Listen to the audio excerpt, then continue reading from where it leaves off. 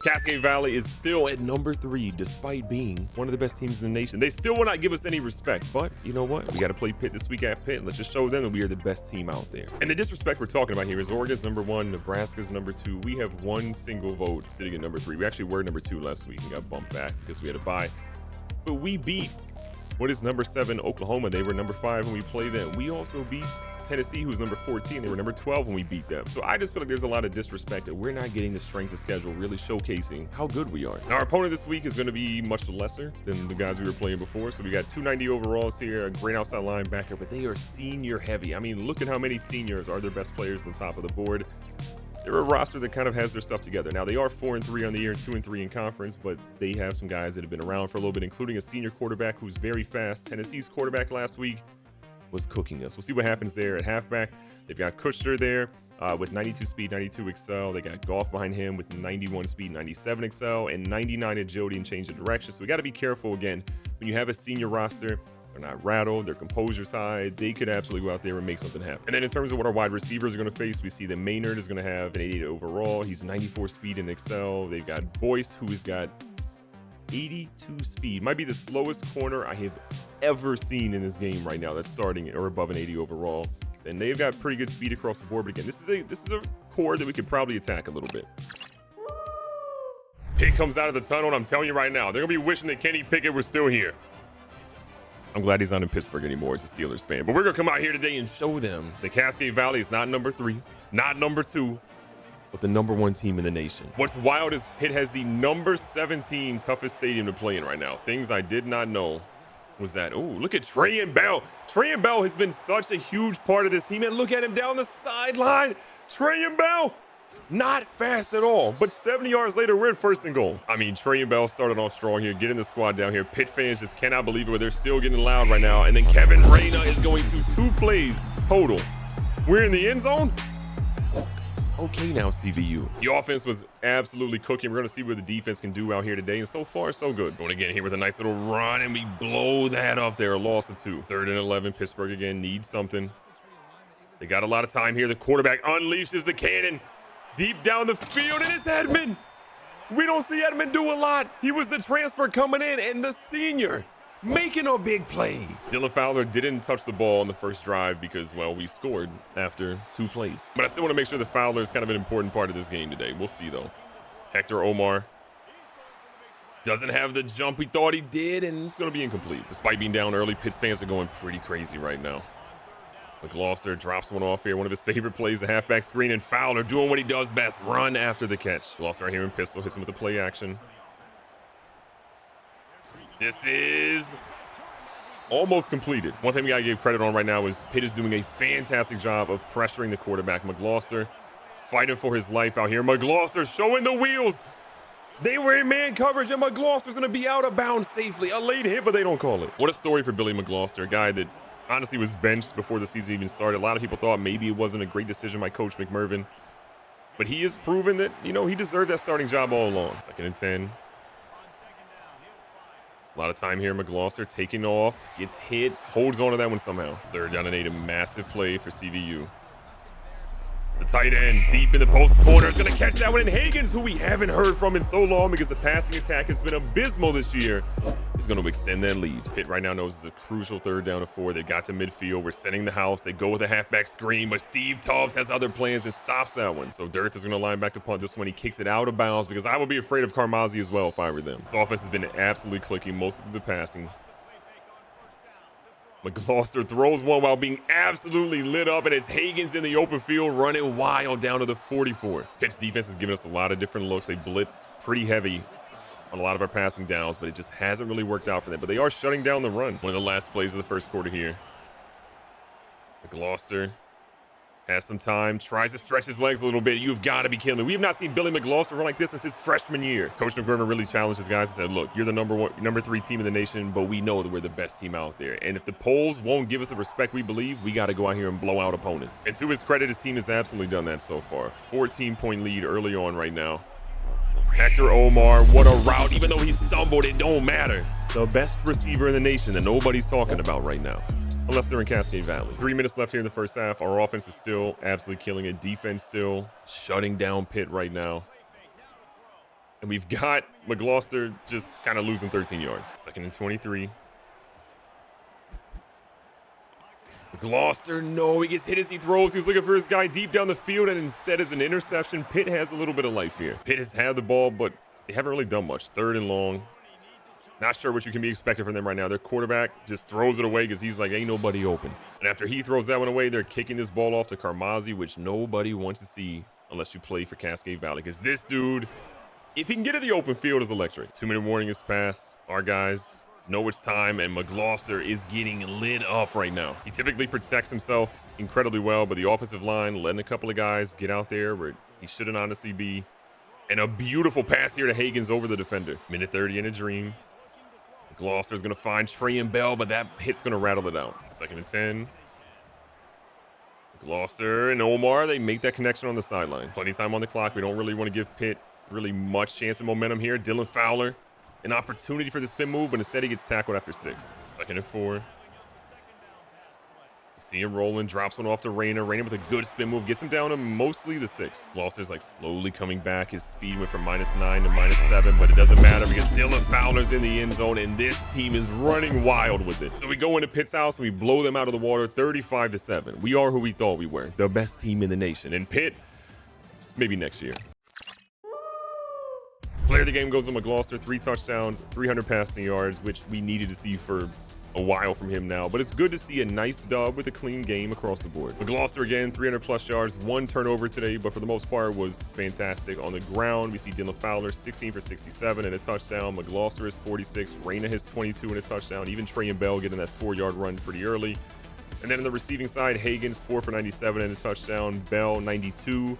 The ball was spread around a lot. We see McGarrahan and Hector Omar both scoring as well. It's just, we're seeing the passing attack be better, but not great yet. And then defensively, Jabari Okafor led us with 7 tackles. A lot of guys kind of tied at 4 after that. From a sack perspective, much better this week. We got to the quarterback 4 times. Toon, Couchsmith, Butts, and Kindred all getting there in interceptions. 1 by Josiah Edmond, which I feel like he's finally making his mark on this team, which we need if we're going to try to make a run in the CFP and not lose in the first round this year. After the game, we get fantastic news as well. Angelo Hartzell is coming to Cascade Valley. Another 4-star running back to add to the already impressive staple of guys we got back there. And we get an outside linebacker, LaMichael Watford, who I didn't think we were going to get. We were fighting, I believe, Notre Dame neck and neck, but we just inched them out to get Watford, and that is a huge get because he's a gem, and we need an outside linebacker like him. And we get Max Mondo, another left tackle. Actually, maybe our first left tackle this all season. But again, we are trying to bolster the offensive line, and getting a 4-star prospect like Mondo is great news. And while I feel good about the guys that we got, I am sad that we did not get the other outside linebacker we wanted. Leon Myers somehow chose Illinois over us. That's your fault, buddy. Some signings you guys didn't see, that we got Keon Duff, a 4-star corner, and we got Larry Carr, a 4-star left guard. But the big one, though, was Dean Longa, who is a 5-star quarterback. I'm excited about him. 93 throw power. He's got 80 speed, the same as the other quarterback that we got earlier on that was a 4-star. 89 short, 85 medium, 79 deep accuracy, a little bit less than the other guy. He only has 1 physical ability, 3 mentals. If you kind of look at the other guy we got, I'm gonna call him Alphabet Soup because that last name is crazy difficult to pronounce. 3 abilities from a physical standpoint, 1 mental. But again, those guys are pretty comparable. We'll kind of see what happens, but they could both be competing for a starting job next year. Now we got a big game this week as Wisconsin is now number 16 in the nation. They're coming to Cascade Valley in a massive Big Ten game. But what's important is we're number 1 in the nation, baby. If you just kind of look at the top overall to see kind of how things moved around, for whatever reason, despite Nebraska and Oregon not losing a game, they finally realized that we are the best. They gave us that spot. We now have 45 after only having 1 vote for the top votes overall. I feel really good about that. But look, Nebraska, behind them is Michigan, who we play in a few short games. We've got our work cut out for us, but Oklahoma being there, Tennessee getting back to number 12 in the nation. That's kind of helping our case of having the best strength of schedule out there. Now, our opponent this week, again, I think we have the craziest schedule we probably ever had here, but we play Wisconsin, who's got a nasty middle linebacker at a senior. I mean, they've got a nasty left tackle, a nasty right end. They've got guys all across the board. But their quarterback position, we can ultimately check out another solid guy whose name I have no idea how to pronounce, but 87 overall, 85 speed as a field general, which is crazy. 96 throw power. Short accuracy, 90. Medium, 92. Deep, 85. 93 throw in the run. Throw under pressures an 81. This guy doesn't really have a lot of deficiencies, and so this will not be fun. At halfback, they got Bayless, who's got 91 speed, 90 excel. They got an 88 speed guy behind him. at wide receiver. They got a couple of guys that are pretty good. Nobody that's like super elite, but they've got fast guys across the board. At corner, I feel like they've got great guys. Their top guys in 97 speed, 90 excel. So that means that Kiernan or Omar, wherever they end up putting him overall, it's going to be a tough matchup for them. But 3 over 80, a 77, then it kind of falls off if any of their guys get hurt. But they have 2 seniors kind of at the middle of their rotation.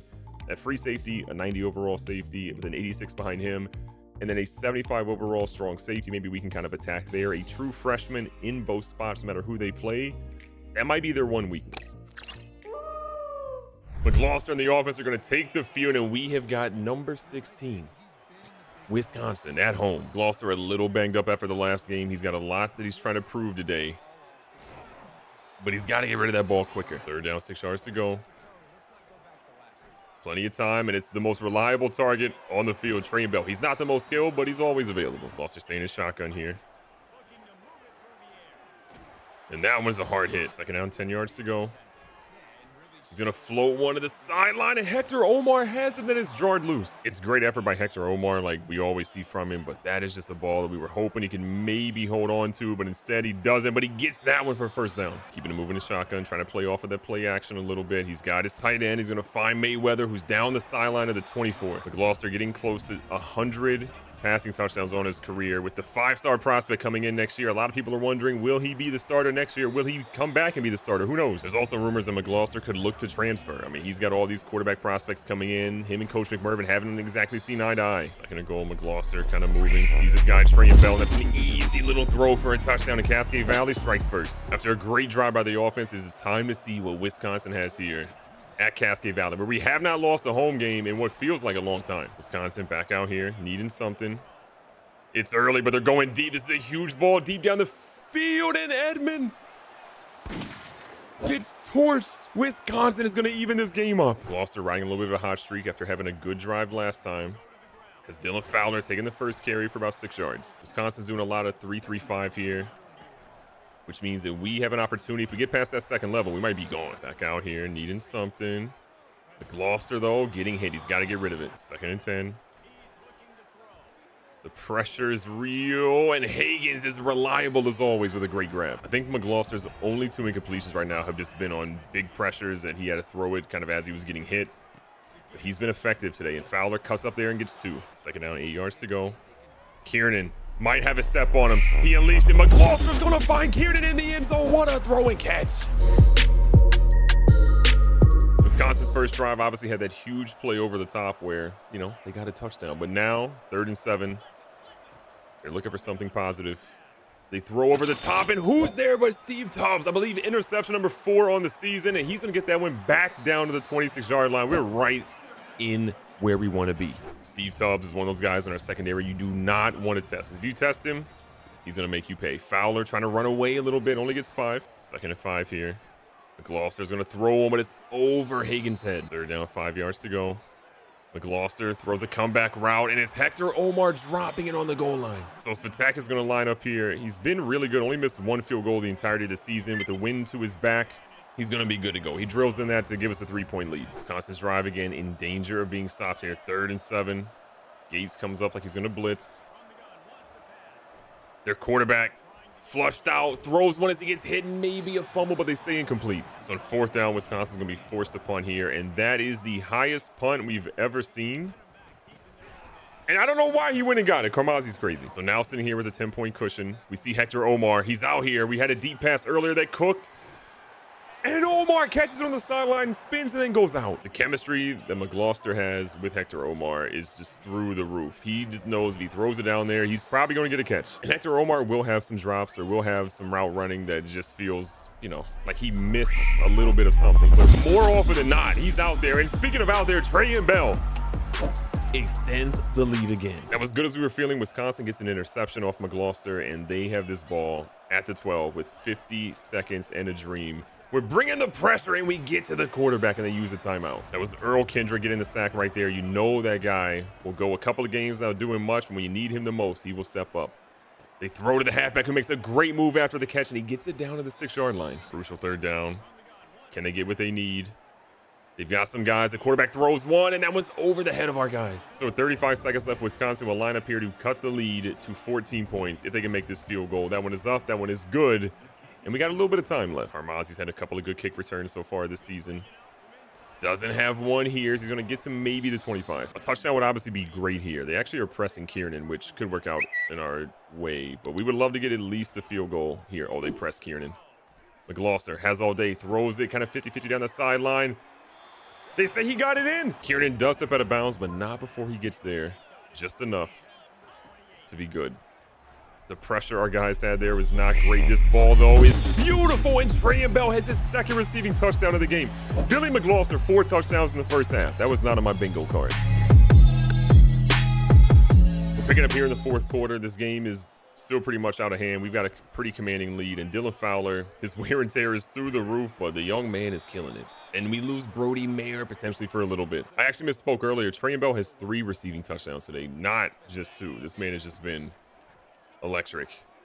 Nice pass here to Higgins. Higgins is going to get a broken tackle out of bounds of the 4. We find out that Mayer actually has a bruised sternum and he's not coming back in this game, but we got depth at offensive line, so we're okay. Fowler again doing fantastic in this game. We want him to get a chance to get in the end zone, and he's going to cut up untouched, which is the most important thing. A man with that much wear and tear, let him have an easy one. And just like that, we're going to walk out here as the #1 team in the nation still. 48-24. If they move us down in the polls, we're fighting somebody. Potentially. Depends on the size of that person, but it is what it is. McGloster, 4 touchdowns, all in the first half, 297 yards. He was effective. He was great, and we will take that every time, every single game. Recapping the stats, McGloster, again, a pretty solid day at the office. On the ground, Fowler goes over 100 for the first time in a minute. We haven't seen that in a while. The wear and tear has been stacking up, but he has a great game. We also see Kiernan getting a rushing touchdown today as well.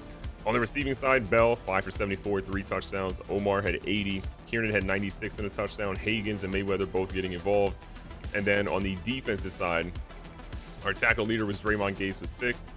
We got to the quarterback a couple of times here. Kendrick gets 1, Toon, and Couch Smith.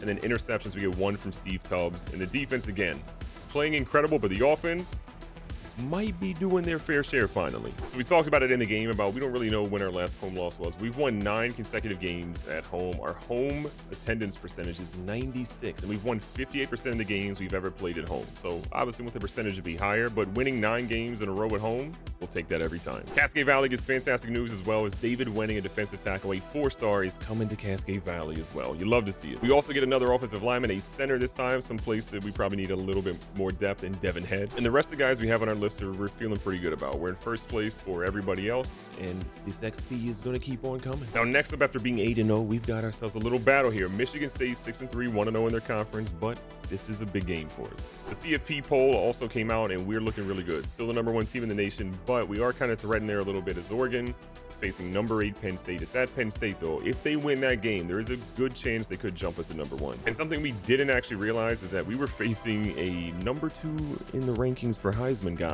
last week, but we absolutely shut him down. I mean, we just shut him down. He had 3 passing touchdowns, an interception, ran for 3 yards, but I feel pretty good for how we did against that guy, considering he could have been so much better. And the award watch lists have also come out, and something I'm noticing is that there's not a lot of Cascade Valley love. Player of the year, we got nobody. Head coach of the year, Coach McMervin is number 4.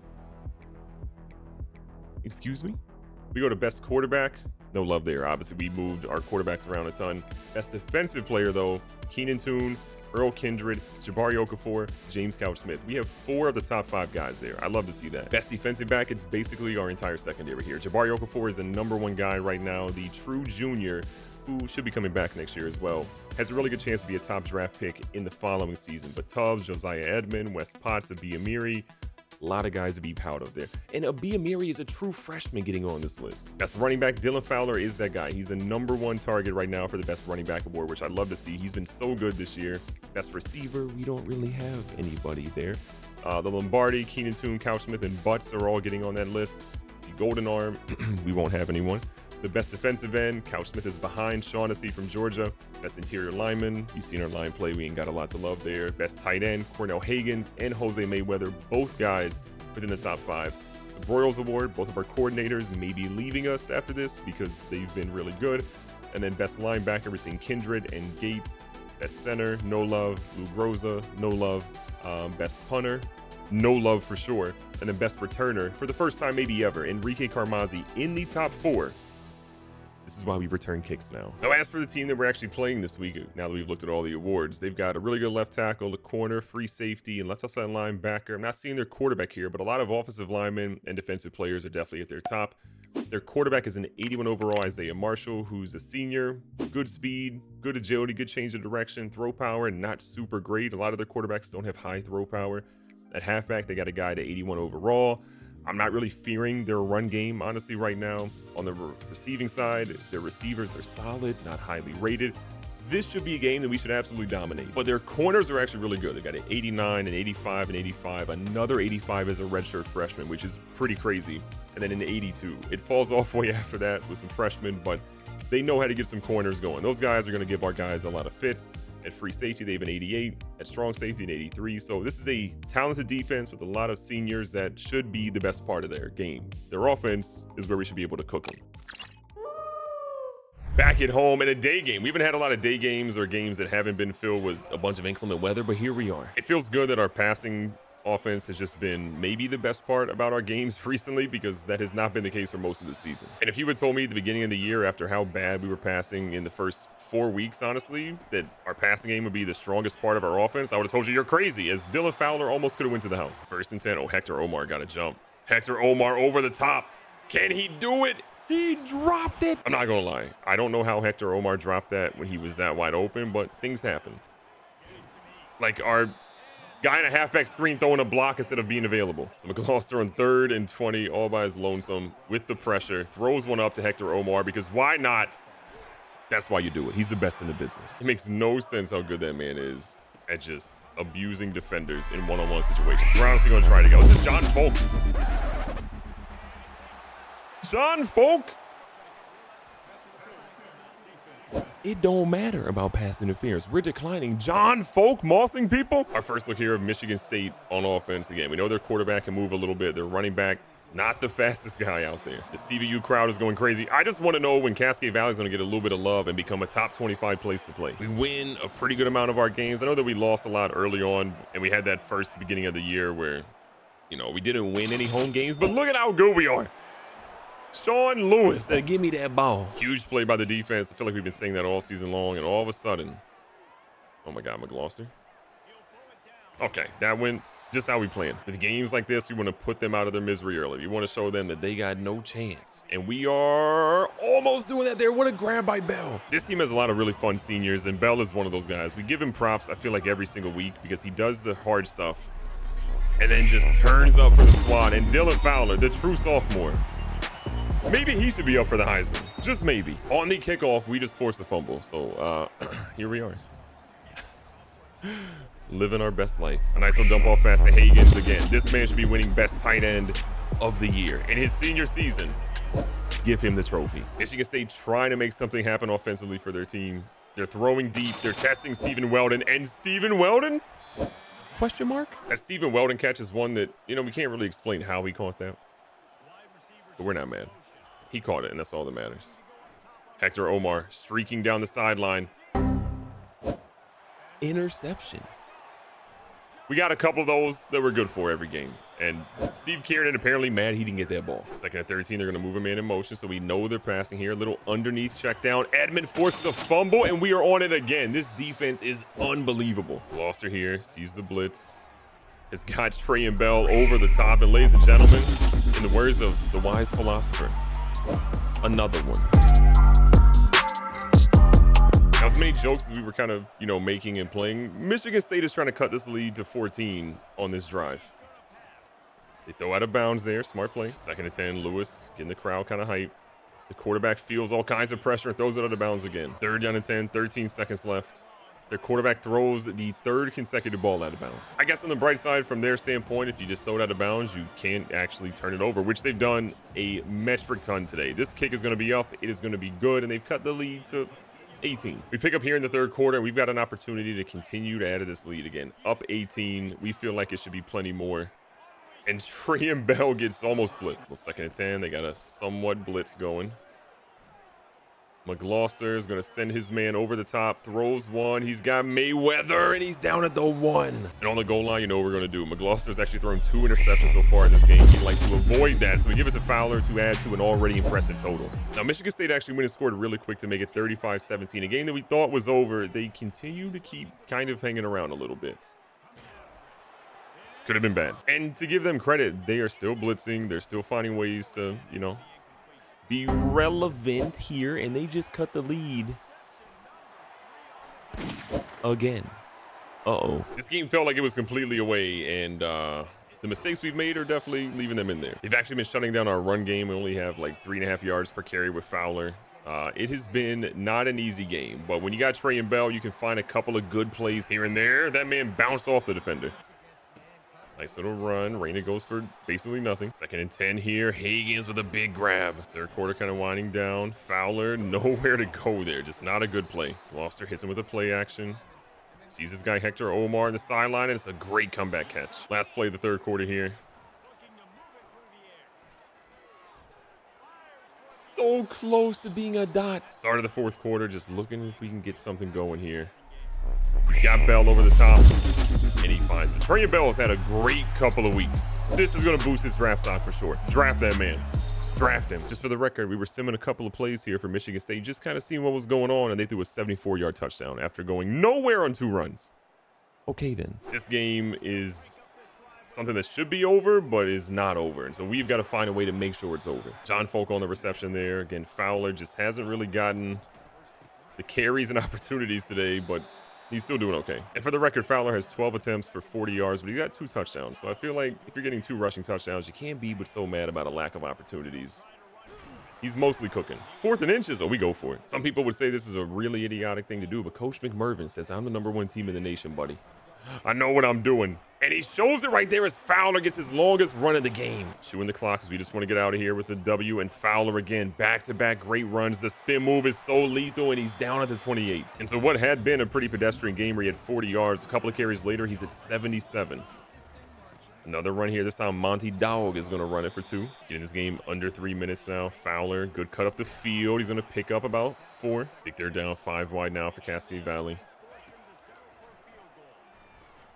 Got the tight end. Higgins runs over a guy. They drag him down to the 12. 2-minute warnings come here. Michigan State again crowding the line pretty well. Fowler jumps over a man and gets down to the 8. Michigan State feels like they have an opportunity here, an 11-point game.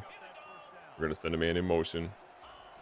McGloster hands it off to Fowler, who's got a decent carry, but down to the 5. 88 yards for Fowler so far. He's looking to get some more here, and he's going to add another touchdown, potentially. No. Down at the 1. McGloster gets to the line of scrimmage. He says, I'm going to go ahead and quiet the crowd here. The band stops playing. They hand the ball off to Fowler, and what you expected in the last play happens on this one. Fowler in the end zone again in Michigan State.